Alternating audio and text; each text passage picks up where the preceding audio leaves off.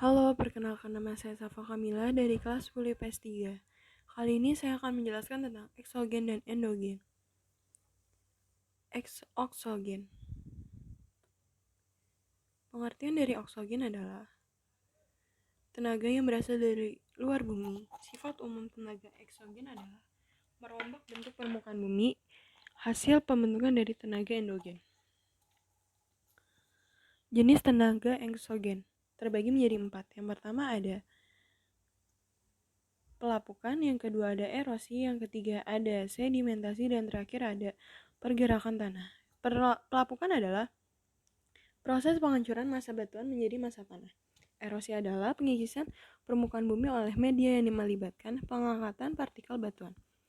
Sedimentasi adalah peristiwa mengendapnya material batuan di bawah oleh angin atau air. Pergerakan tanah adalah pengangkutan massa tanah menuruni lereng karena adanya pengaruh gravitasi. Pelapukan terbagi menjadi 3. Pertama ada pelapukan mekanis, kedua ada pelapukan kimia, dan yang ketiga ada pelapukan biologis.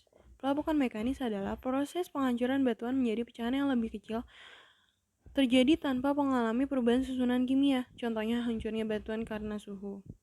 Yang kedua ada pelapukan kimia. Proses pelapukan batuan yang diikuti dengan perubahan susunan zat dari batuan induk.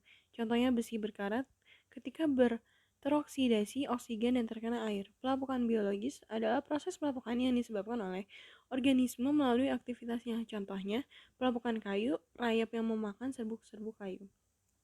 Erosi terbagi menjadi 4. Pertama ada ablasi, yang kedua ada deflasi atau korasi, dan yang ketiga eksarasi, dan yang terakhir ada abrasi. Ablasi adalah erosi yang disebabkan oleh air sungai atau air hujan, yang menyebabkan erosi persik, erosi parit, erosi lembar, dan erosi alur. Deflasi atau korasi merupakan yang disebabkan oleh angin. Korasi merupakan erosi yang disebabkan oleh angin dan pasir, sementara deflasi hanya angin saja. Eksarasi adalah erosi yang disebabkan oleh pergerakan glacier dan es di permukaan bumi. Pergerakan es ini mengikis permukaan batuan atau tanah sehingga menyebabkan erosi. Abrasi adalah pengikisan yang disebabkan oleh partikel yang dibawa oleh pergerakan angin.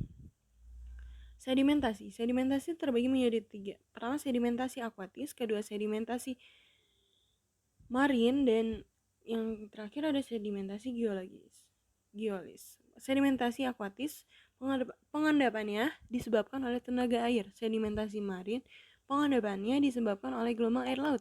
Sedimentasi geolis pengendapannya disebabkan oleh embusan angin. Pergerakan massa tanah.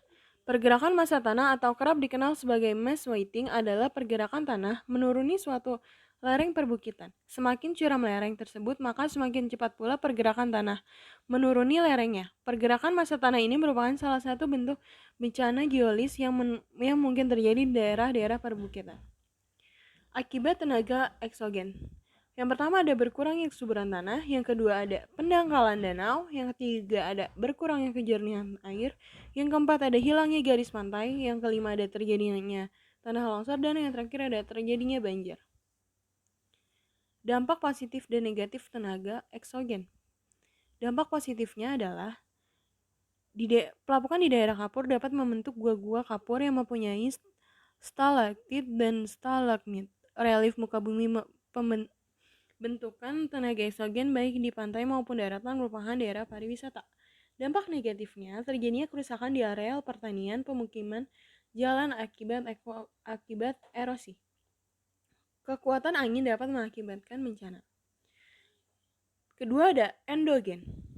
Pengertian dari endogen adalah tenaga yang berasal dari dalam bumi yang menyebabkan perubahan pada kulit bumi. Tenaga endogen ini sifatnya membentuk permukaan bumi menjadi tidak rata.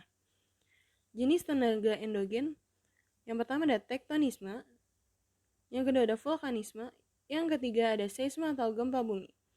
Tektonisme adalah gerakan di permukaan bumi yang disebabkan oleh dinamika pada gerak bumi dan lapisan astenosfer di bawahnya. Vulkanisme adalah proses keluarnya magma dari dalam perut bumi ke luar permukaan bumi. Keluarnya magma ini dapat terjadi lewat berbagai proses-proses yang berbeda-beda.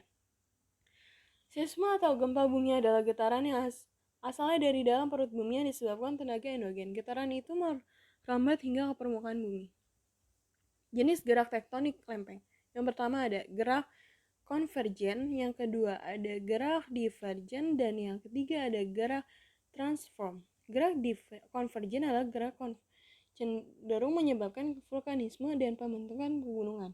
Gerak divergen cenderung menyebabkan rekahan dan paluang atau jurang di lokasi divergensinya.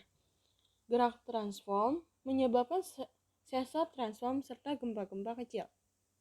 Vulkanisme adalah proses keluarnya magma dari dalam perut bumi ke permukaan bumi. Magma dapat keluar dalam jumlah banyak dan dalam waktu yang singkat lewat letusan gunung berapi. Terkadang material dari dalam perut bumi seperti lahar panas, sulfur, dan juga air panas dikeluarkan lewat geysir, furmorol, dan solfatara. Jenis seisma atau gempa bumi. Yang pertama ada gempa tektonik, yang kedua ada gempa vulkanik, dan terakhir ada gempa runtuhan. Gempa tektonik adalah gempa yang terjadi karena adanya pembentukan lempeng di litosfer oleh tenaga tektonik. Gempa vulkanik merupakan gempa yang terjadi karena adanya aktivitas gunung api. Dan yang terakhir ada gempa runtuhan yang dikenal dengan sebutan gempa longsoran. Gempa ini terjadi karena adanya daerah kosong yang runtuh di bawah lahan. Dampak positif dan negatif endogen. Dampak positifnya yaitu letak mineral dekat dengan permukaan tanah, relief bentukan tenaga endogen dapat dijadikan tujuan wisata, dan yang ketiga terbentuk gunung yang tinggi dapat mendatangkan hujan orografis. Dampak negatifnya yang pertama pergerakan lempeng kerak bumi meninggalkan bencana, terjadinya gerak naik dan turun daratan yang menyebabkan kerusakan bangunan, jalan, rumah, maupun jembatan.